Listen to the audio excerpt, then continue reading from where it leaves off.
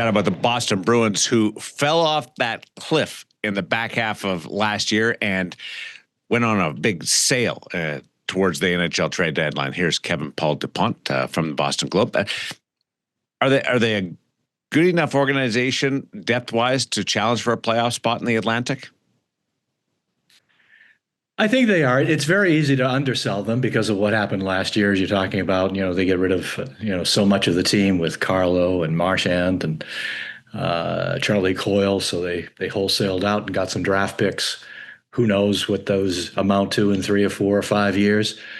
But they were convinced they weren't going anywhere. I think they had it in the back of their mind. They probably could make a play to bring back Marchand, but that money got carried away, I thought, in Florida, and good for him. I understand the investment on their part.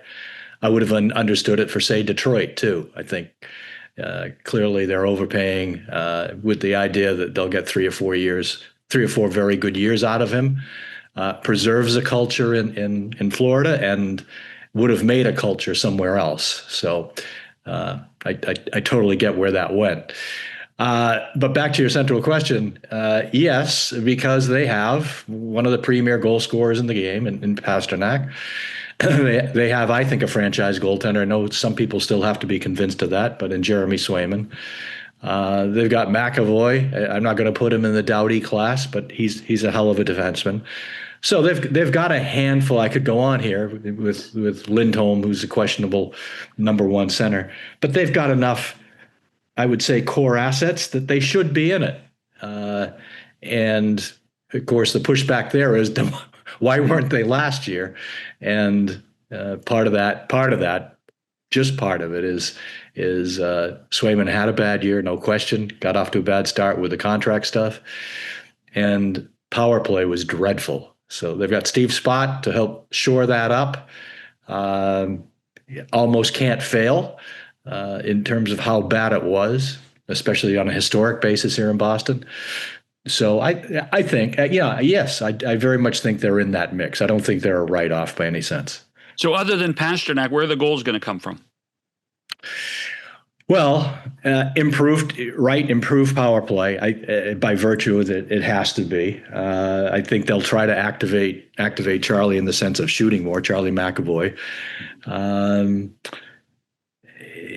I know it's not this easy, John, but if you look at that power play, 12 or 15 goals more on the power play probably would have had them in the mix. Though it isn't always, as you guys know, it isn't always the highest percentage. It's the timeliness of these goals, as it is the timeliness of the saves by the goaltender, and they didn't have that last year. So I think those are kind of 2 key pivots. Get timely, real franchise goaltending out of your franchise goaltender in Swayman, and get that thing, out of the emergency room, the power play. Get something from it. And it doesn't have to be top 5, right?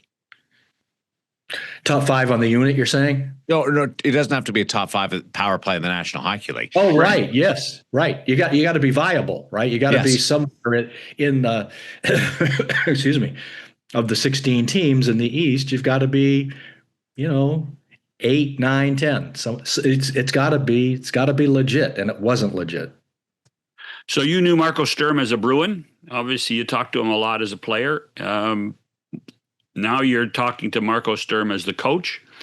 What do you note about him, and how has it gone so far? Well, I've only seen 2 exhibition games. He certainly isn't coming in overselling it in terms of his approach, but he is convinced. He's convinced he can. I asked him this the day after they hired him in June. Are you the guy to fix the power play? He said yes, and he's convinced he can do it. He can get them to play better, smarter, and he was a smart player. Played with energy. They need that. Part of that was why they went out and got Tanner Jeannot and Mikey Eyssimont and try to sort of get an energy infusion from the bottom 6 or the middle 6. That too had failed. So I think every coach brings a new energy to a degree. I shouldn't say every. Dave Lewis showed up here and there was no energy in Peter Chiarelli's first year.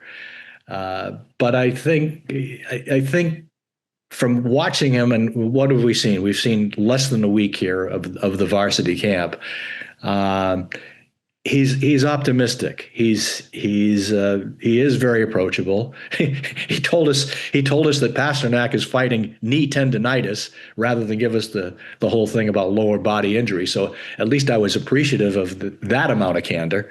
We don't always get that. So I think he's going to be. I don't know about the X's and O's thing. We'll see. We'll see as games evolve, what his strategy is, who he's got out there, time and score, the usual bundle of stuff. But I will say, from an eagerness and enthusiasm level, I've been impressed by that. I was surprised that the tendonitis word was used, and it was concerning about Pasternak. Yes. But then he said he dealt with it all last year, and he was good last year. So maybe it's not as big of a concern as it should be. Where does it fall for you?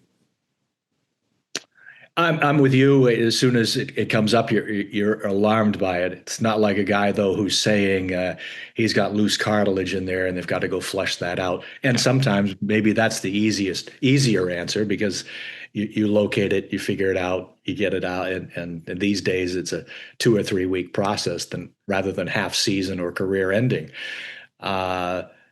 He did modify his off-season training. He talked about doing less running. This is when he first showed up for camp. He did less running and more mountain biking or trail biking or whatever his term was. But he did that specifically to relieve the running load. And then when it was revealed that he had the tendonitis, he said that's the reason he went with that approach. So, but again, he's certainly not old, but as we know, these guys age out fast and it can come quickly. He's clearly modified his off-season routine, and that said, he's been a durable player in terms of not missing much, and his goal scoring. It's just, if it's a problem now, where's it going to be in this compacted schedule, and then throw in February?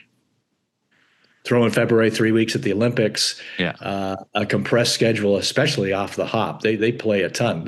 They open with back-to-backs. They open with a road game in Washington, and then they come right back to the Garden the next night and play Chicago. So yes, there may be some of that. I hate the expression, but the load management thing where they'll have to ease them off a little bit. The thing is, when you take him out, as you guys know, we take him out, you take out one of the game's elite scorers. And what they've got is a barrel full of bottom sixers who there's legit guys in there, as we noted Jeannot, Asimont, Sean Corrali, but those traditionally those aren't goal scorers. Asimont had 2 goals last night in New York, so that was kind of encouraging. So, this is for so long, all those years that you have been around the club, this team always had great centers. I mean, that was, when Krejci and Bergeron were there, and when you're able to put Charlie Coyle as your third center, that was a real strength. Is that one of the biggest issues now when you wonder about Lindholm, and then Casey Middlestat is supposed to be on a rebound? Absolutely. Right now, it is a franchise in my mind, without a legit number one. Now they hired Elias Lindholm to be that guy last year. He showed up with a back injury that affected his play all year, not all year, but 7/8 of the year. And even then, there's always that question, which is, I call it the Nordiques question. The Nordiques were always a hell of a team as soon as they were eliminated around the 1st of March or the second week of March. They would finish out 14-2 and everybody would be excited. But excuse me, they don't have that guy. And so that speaks to committee. That speaks to also whether Pavel Zacha is going to be on the wing or whether he's going to be in the middle. Does Middlestat step up? But all those questions are connected, because that's, from an offensive standpoint, that's the one they're going to have to sort out. If they don't have that guy, and they don't, by my eye, it makes everything else we've talked about. How does the power play come around? How does the top 6 coalesce? Somewhere you've got to have that guy. And maybe maybe I'm wrong, and maybe a lot of other people are wrong, that Lindholm is more of a player there than we thought.